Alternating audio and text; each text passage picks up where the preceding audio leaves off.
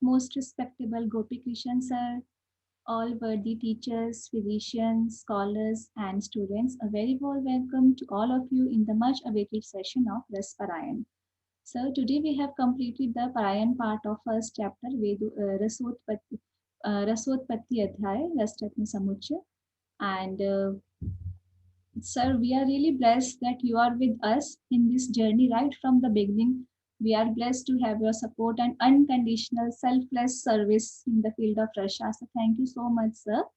And we are always benefited from your clinical experiences, and we are looking forward for them for a better understanding of the subject. And I request you, sir, to please enlighten us and reach us with your clinical experiences and other discussions. Thank you so much, sir. I request Gopikishan, sir, please. Yeah, good evening. Namaste. So, hope so. Everyone or relished the first chapter of Rasaratna Samuchaya with the Parayan, and very nice that you have taken a good initiation and go through it. So today I'll not be going in detail about any of the concepts or any of the details of the first chapter. I'll be going only with a gist of the way how it is being explained by our authors. My way of understanding. Because normally it happens like there are so many ways of interpreting every shloka. Even a single shloka from Rasaratna Samuchaya is a matter of a PhD thesis. It's having so much of hidden meanings, the way how we think about it, and really it is amazing to go with such a high knowledge. And based on these particular phenomenons, wherein you people are been reciting almost from past 1 week or 10 days, like it's very interesting to know about. We will go with the consequential order, like how the chapter is being framed, and my way of understanding the first chapter here. Initially, to start with, when I address some person, like, tell me something about you. So what do you say? You say something like, what is your name? You're hailing from which place? And what is that? It's your surrounding. You're doing some degree, you're doing some business, you're doing whatever. You give the details and then tell me about what is your hobbies, surroundings and all. Then later on, you'll give more details, the finer details. You give the finer details, like I have done this degree, my specialization, this, I treat so many cases, I try to go with these types of cases and all. This is the way how we give the introduction about ourselves. So the first chapter of Rasaratna Samuchaya is an introduction chapter where he gives a gist of the whole of the Rasa Shastra.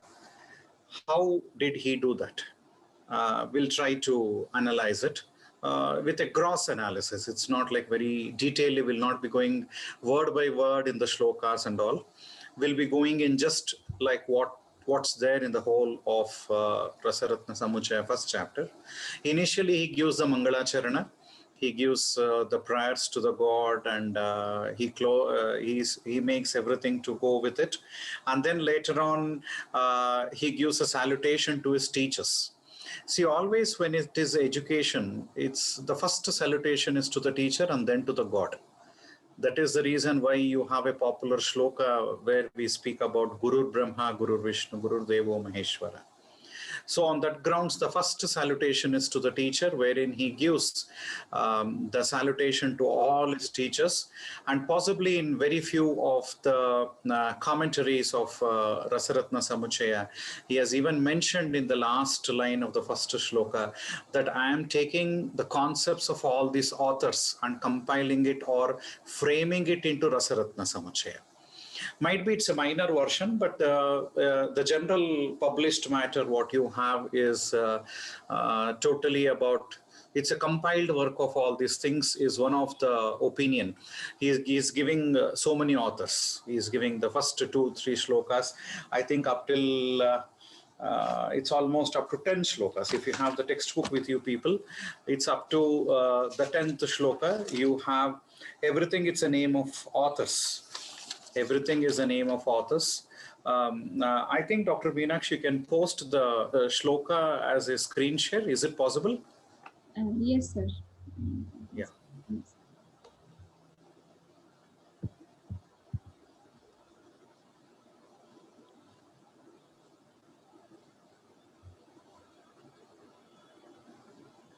It's up till 7th shloka, sir. Yeah, no, I think you have even up to 10th. Mahadeva Narendra Vasudeva Harishwaraha Etesham Kriyate Anyesham Tantranya Lokya Sangraha. So it is 7.5.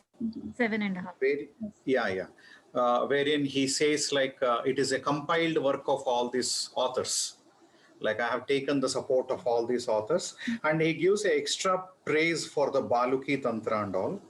In some of the tribal areas, the Baluki Tantra is still available.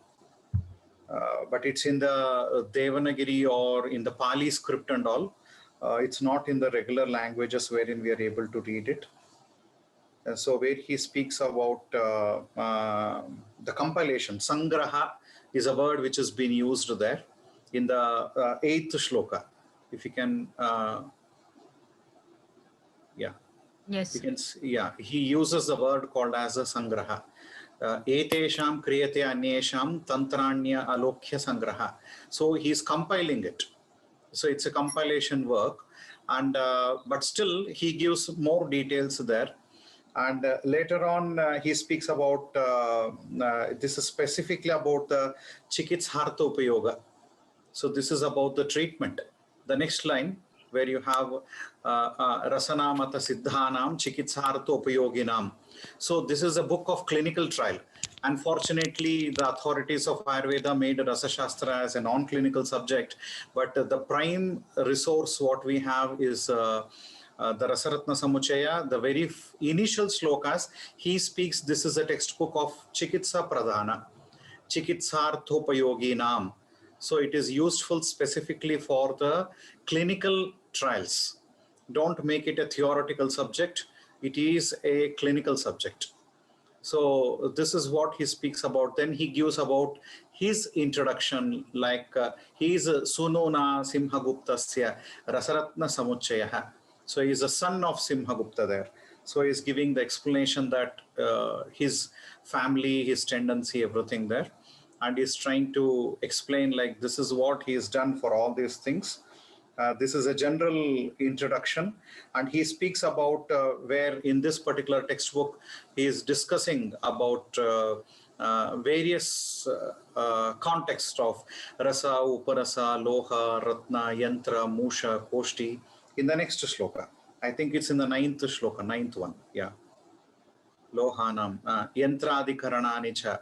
रसोपरसलोहानि यंत्रादिकरणानि च शुद्ध्यार्थमपि लोहानां तंत्रादिकरणानि च शुद्धिः सत्वं धृतिर्भस्मकरणं च प्रवक्ष्यते.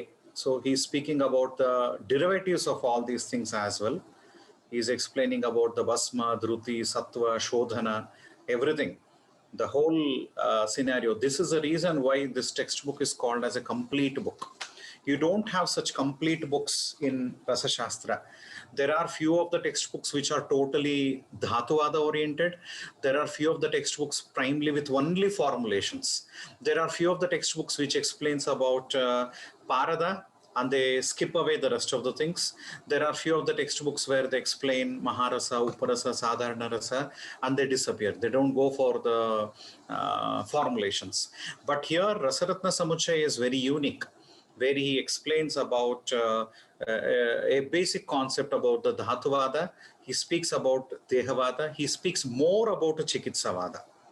And he gives about the basic introduction of everything, Yantra, Musha, Koshti. He covers up everything. he gives in detailed about all the drugs used in Rasa Shastra, and later on he explains about individual disease. Like every disease is having particular indications, particular formulations. So those things are being very well explained throughout the textbook. So this is the reason why Rasaratna Samuchaya is considered as the Sampurna Grantha. It gives everything. It is Rasa Shastra starting and ends up in Kaya Chikitsa part of it. It's only for the authorities' purpose where we all are being divided into subjects from different departments. Basically, we all are from Ayurveda, which is Ashtanga Ayurveda, and Rasa Shastra, Vaishajya Kalpana, Dravya Guna, Swasthavritta. All these departments become inseparable from any of the departments, because we are the pillars for all the Ayurveda practice. And that's the reason why this science has been evolved. So coming up to the next shlokas, wherein he gives the description of the Himalayas.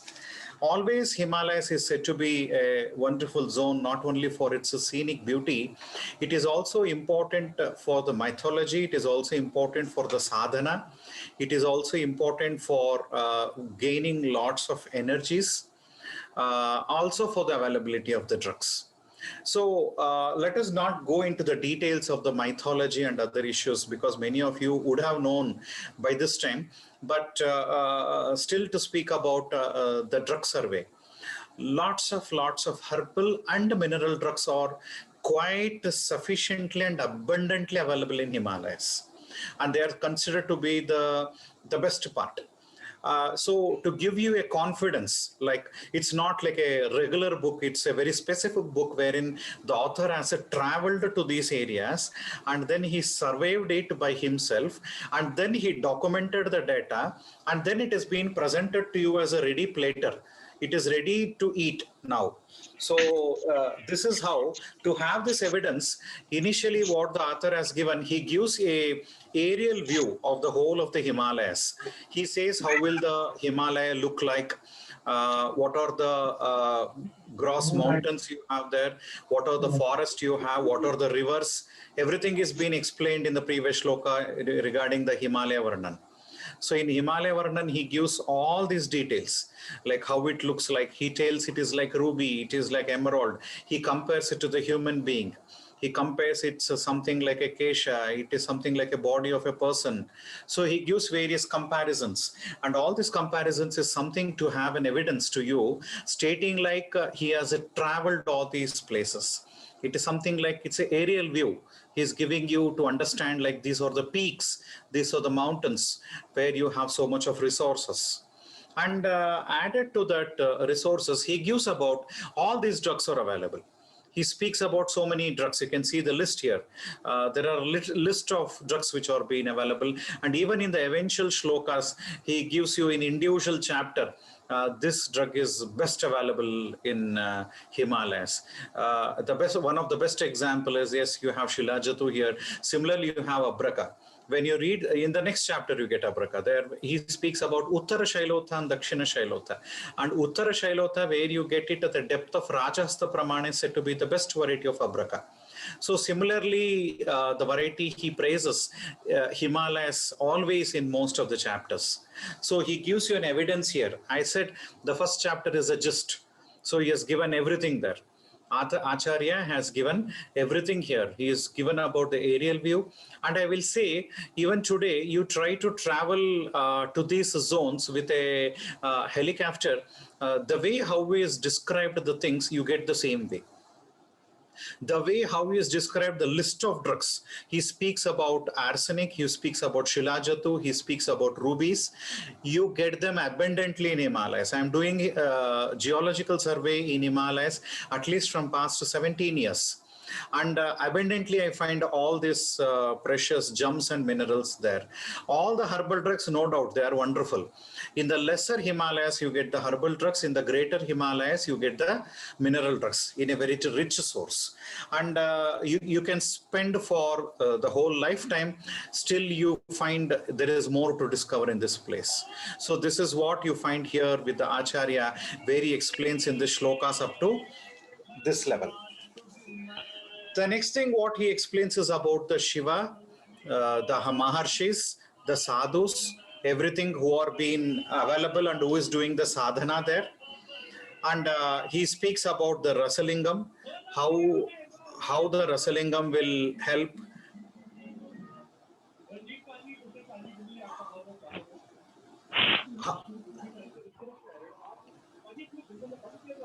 how the Rasalingam will help you to make the sadhanam.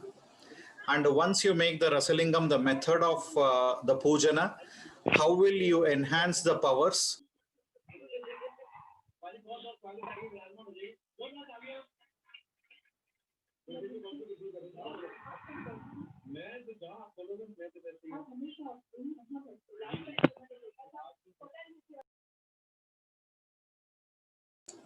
Yeah. The way how you should go for the prayers to the Paradalingam. He speaks the best variety is to go with Abraka or with Gandhaka or any of the drugs which is listed there. And also he speaks the importance of taking the mercury. So Abraka and Gandhaka, he gives prime importance just because of the reason. The other day in discussion, I have told you people, like Gandhaka and Abraka are said to be the components of goddess Gauri, that is Parvati.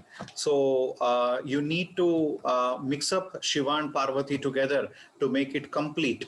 That is Prakriti and Purusha, then it is called as sadhana, then it is a total completeness. So in case if you want to have the more powers, in case if you want to get that benefits, then you are supposed to mix mercury with that of Abraka and Gandhaka. So this is very true. Whenever you are prescribing only Parada yogas to the patient, you should be very cautious. Like you have Rasakarpura, you should be very cautious in giving to the patient, because many times he lands up into blisters, many times he lands up into some complications because there is no Parvati along with it, there is no Gandhak. So whenever you give it in the form of a Kajjali Rupa, it is very safe. Which Parada and Gandhaka, it is considered as very safe. And it is non-toxic to the person. So always try to give them in the form of a couple. That is Shiva and Parvati together. You need to give mercury with that of either Abraka or Gandhaka.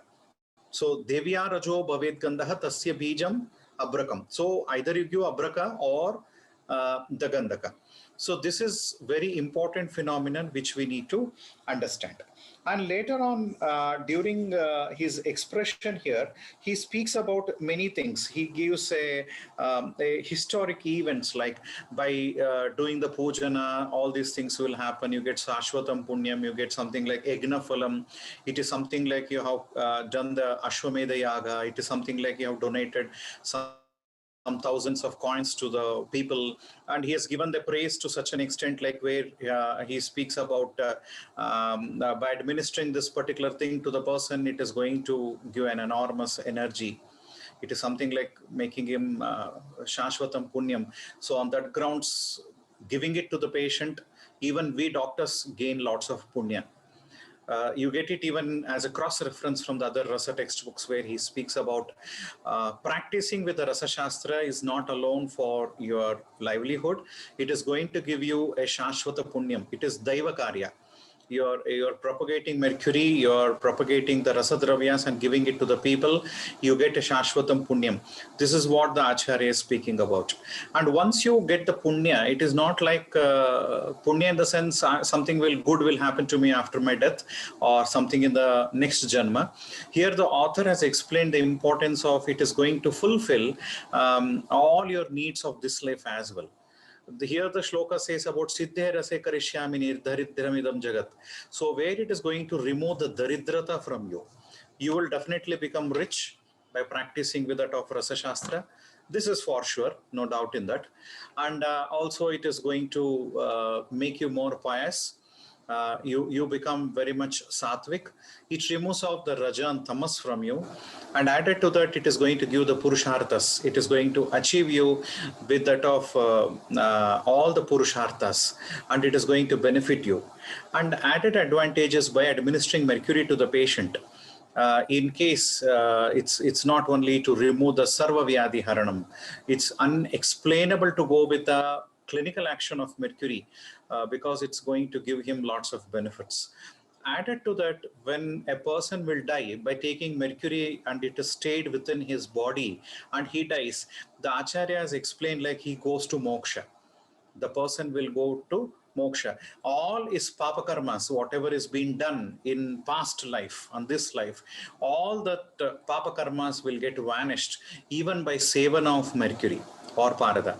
So he can go for shodhana. Many times he exaggerates the conditions, like he says, like even darshana matrena, just by seeing it or by touching it, by doing puja.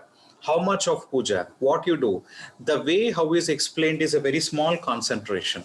He asks you to put only one pinch of abraka. Even that amount is sufficient. You need not add more amount of abraka for that. It's not like you need to get tons of abraka and pour it with mercury.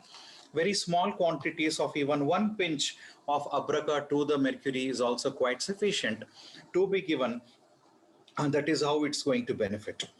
And after that, the stages of mercury, how it's going to benefit, wherein he speaks about murchitvam haratirujam bandhanab anubhuya muktido bhavati amari karoti tu mrutham ko api karunakarah sutat. So in the murchita avastha, it is going to give lots of benefit. It's going to reveal the pain. It removes the disease in the murcha avastha. Murchana is parada murchana, where you give all paradadi yogas. It is going to remove the pain. And also bandhanad anubhuya muktido bhavati. If you do the parada bandhana, it is going to give you mukti pradhana. In case amari karoti hi mruto ko anya karuna karaha sutat. So in case if you want to ward off the death, you need to give the rasabhasma. Once when you give the Suta Basma in the form of Mruthavastha, then it becomes Amari Karoti. It's not going to make you to die. It's something like you become Ajar Amaratva Prapti. So this is the benefit what you get. The Chikitsavada stands with the Murchitvam Haratirujam. Means in the Murchavastha, it is going to remove the disease. Bandhanavastha Muktido Bhavati, it is something like Dehavada and also Dhatuvada. Amari Karoti, it is again Dehavada. And also all the three things, Dehavada, Dhatuvada and Chikitsavada, are being fulfilled by adoring mercury in the clinical utility. This is what he is giving. And also he is giving by the clinical utility or the Chikitsa part of Parada, he gives about the reference there, Sura, Guru, Go, Dvija. So by killing or insulting all these people also, what is the papa karma you get attained is also being removed by administration of mercury. Even the Ghora Vyadhi, like which is done because of the papa karma, like you have the Shvitra, which is given as an example there. So Shvitra is considered because of the papa karma there. So in case if you have the disorders of that kind also are also being removed by the mercury. So by administering of mercury to the person, he is being avoided with the disorders of either of these kinds, including the one which is of papa karma. So one more drug you have in your syllabus in Rasa Shastra, which removes your papa karma, that is a manikya. One is ruby. The second one is the parada here. So two drugs you have in the whole of syllabus, which is considered to be helpful for removing of your papa karmas. So this is what he speaks about, the way how we are supposed to administer the mercury. And later on, he is asking you like a parada bandhana and dhanya, the person becomes most sacred by the administrator, by doing the parada bandhana. And also he speaks about the sharira becomes a sthairya and parada by the administration of parada. So wherein he speaks about the many issues like the way how we are going to do with the preparation aspect of the Sharira or the Bala. Just because of the reason, mercury, when you observe it on the chemistry background, it tries to take away all the substances surrounding it. That's the reason why the same way how even the body takes away all the good substances and it becomes Utkrushta Rupa. He gives the one which is highlighted there. You can see Kashtaushadhyo Nago, Nago, Vango, Atha Vanga Api Shulbo, Shulbam Tare, Taram Tanake, Kanake, Tuliyate Sute. So wherein the Parada is one such thing which can take away all these things. Kashtaushadhi gets mixed up with Naga, or it has been assimilated into Naga. Naga, it's been assimilated into Vanga. Vanga becomes assimilated into copper, that is Shulva. Shulva becomes assimilated into Tara. and taram kanake into gold, and from gold it is also been digested by the mercury. So a person who takes such a drug will become so potent, and he becomes so evident, like he becomes very, very strong. So these are few of the references wherein you have. And he speaks about the Jivan Mukti. The next one where you have is wherein he gives with the Jivan Mukti. By taking this particular one, it is going to give the Jivan Mukti. And in the next shloka again, he gives by administration of Parada, you attain the Brahmapada. You become one of the most pioneer. In case if you are a person with a rasa practitioner, or a person who is with doing the sadhana with that of the rasa or the mercurial preparations, he is going to become a pioneer. He is going to become, he is going to attain the Brahmapada, especially when you are able to do the Ashtadasha Samskaras. When you are able to do the processings of mercury, you get the Paramapadam. You get the Paramapadam, that is Brahmapadam. And you are going to attain all the benefits of mercury. And based on that, you're supposed to go for abhyasa and avashyakata. Then later on, he explains about the administration of this mercury. And to retain that, you need to do the sadhana. And later on, by processing all these things, you get a sort of enlightenment within you, and you get Atma Gnana. You get a sort of Atma Gnana, by which you get more benefits, and you start developing the life with that of mercury.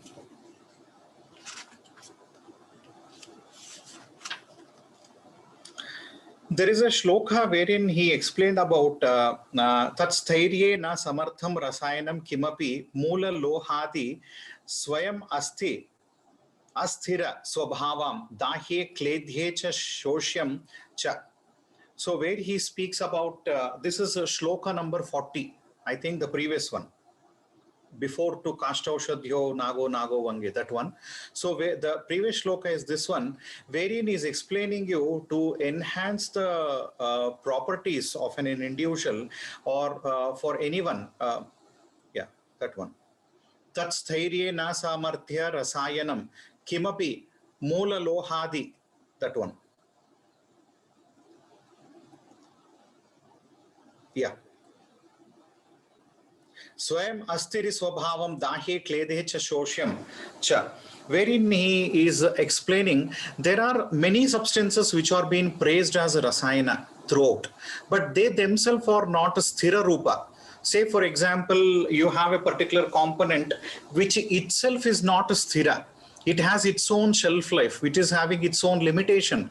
It is going to die by itself. What will such a substance give you rasayana, which will give you sthirata? No. A substance which is having an inbuilt quality, say for example mercury, say for example the metals and minerals which are sthira rupa, you can see them like they can survive or they can exist for centuries together. Possibly we have so much of resources of gold, mercury and everything from our ancestors some thousands and thousands of years ago. They are still the same even today. So this is sthira rupa. This is sthira rupa. So once you start giving such sthira rupi dravyas to the patient, then or to the person, or you consume by yourself, then you become shashvata rasayana. They are going to attribute that rasayana qualities to an individual.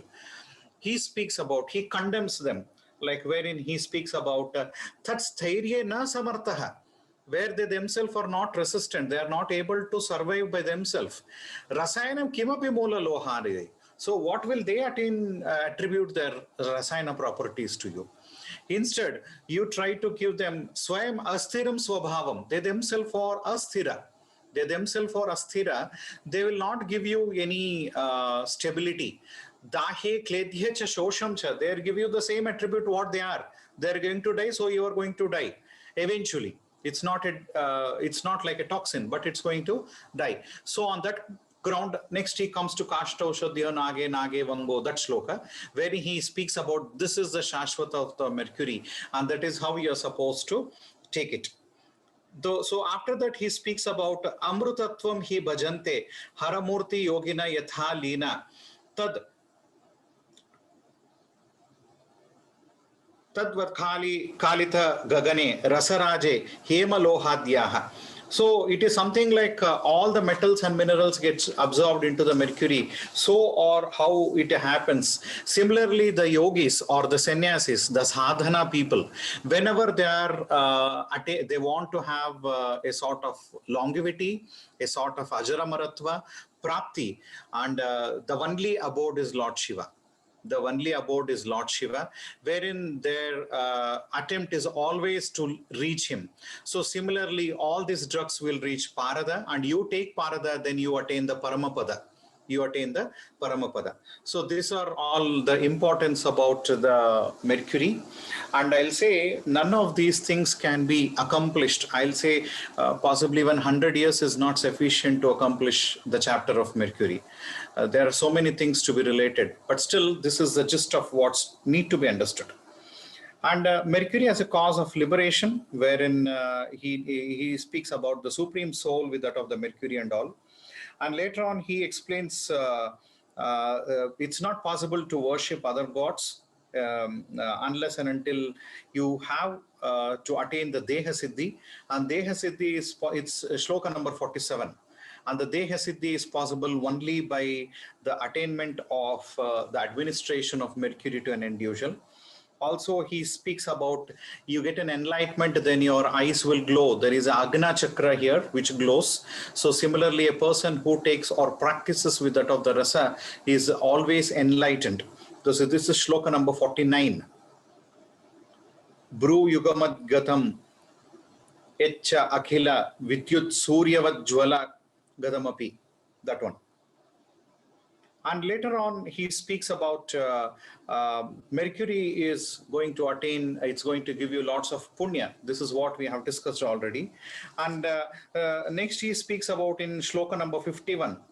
Paramananda mekam rasam paramam jyoti swabhavam vikalpanam. So wherein he speaks about it is blissful and it is enlightenment. It is also perfect to practice with that of the rasa because it is going to eradicate the disease. He is asking you to administer mercury. He is asking you to administer the mercury. The mercurial compounds can be given. Might be it is rasa sindura, samira pannagaras, or either can be given. And he speaks that this is going to eradicate the disease. This is going to eradicate the disease. And eventually, it's going to become more pious. So the same thing, the Purusharthas has been explained in shlokas from 56 to 60. It's in 54 where he speaks about the Purusharthas. Dharma, Artha, Kama and Moksha are being attributed by practicing with that of the Parada. And later on,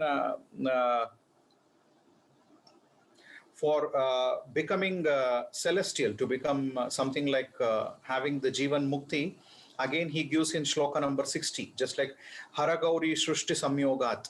So that reference what you have, Tasmat Jivan Mukti Samiha Manena Yogina Prathamam Divya Tanur Vidheya Haragauri. So that one what you have, like it becomes Shashvatam. The next thing where he speaks about, he comes to the geological part now. The mythological and the other issues are over. Next, he comes with the origin of Parada from the shloka number 61, where he speaks about how the rasa is being obtained. So this part, what you have, the story of the Shiva, Parvati, everything which is being explained here is primarily a geological source. This is what happens even in the geology. This is the first chapter in the Rasaratna Samuchaya is very specifically wherein regarding more of a mythological and spiritual grounds. But later on, eventually when you try to understand, because I think the other day Dwivedi sir I even shared about the Rasopanishad and the other Raseshwara Darshan and all. This chapter is very much linked though to that book. You can read that context like what sir has shared there in the form of a PDF, wherein you'll know many things about the spiritual aspect of Parada, which has been related. So from there, he's landing up into the subject of Rasa Shastra here, like Rasotpatti. When you read every chapter of Rasaratna Samuchaya, you will definitely be honored to know that Acharya Vagbhata, the Rasa Vagbhata, was a very great geologist. He is more than a geologist. You have certain textbooks, like I'll say, people who are really interested into Rasa Shastra, I recommend them to read a textbook called as the Textbook of Mineralogy by Dana. Dana's textbook of mineralogy is internationally accepted mineralogical textbook.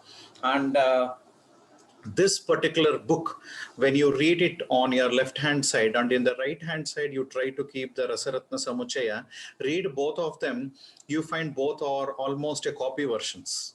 Because Rasaratna Samuchaya is in Sanskrit, Dana's textbook is in English.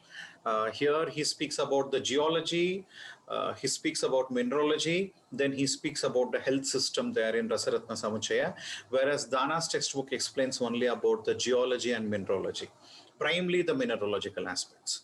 Here, for example, what you have the Rasotpatti, where he has given about the sexual contact, about the Shiva and Parvati, how the Parada is coming out and all. It's a sort of a story or the simile or a framework which has been done. But in fact, to see about these things are very much true even today. Say, for example, the way how the eruptions or the volcano happens, it's because of the Prakriti and Purusha, where you have the atmospheric pressure with that of the geological pressure, where there is a movement, there is a flow, and you have earthquakes. This is how you have the volcanoes. This is how the mountains are being formed. And this is the nature how the geological source is said to be that important. He is given it in the form of a story so that the people might understand it. But here, the chief thing is about the geological source, how the land is moving, how the volcanoes are being formed, how it has been Sorry. erupted. Sir, I'm sorry Yeah, to yeah. interrupt in between. Sir, if you permit, then can we join back to complete this discussion? Okay, fine. Yeah. Just